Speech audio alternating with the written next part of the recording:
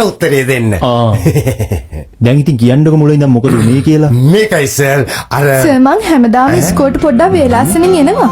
අදත් සාමාන්‍යයෙන් ඔයා කීයට විතරද උදේ ඉස්කෝලේට යන්න පිටත් වෙන්නේ?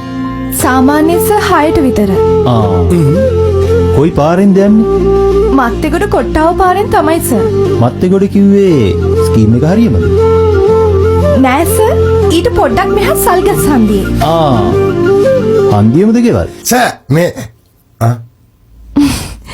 නෑ සර් පළවෙනි පට මගේ 4 වෙනි ගේ. සර් ඒ ගැන දන්නේ සර් තේ හරියද? ඊට චුට්ටක් මෙහා. ඒ කිට්ටුවම තමයි. අයියෝ පුදුමාතේද? excuse me sir. ඇයි? සර් දෙන්න කියපු කට උත්තරේ ලින්න සාජන මහත්තයාට තියලා ගියට කමක් නැද්ද සර්? මොන කට උත්තරේ?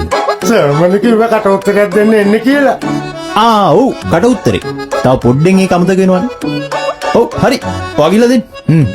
ගිහලා. සර් එතකොට මේ මිස්ටර්ත් එන්නේ කොහොමද කට උත්තරේ දෙන්න? මම ඔයාලට එන්නේ කිව්වද?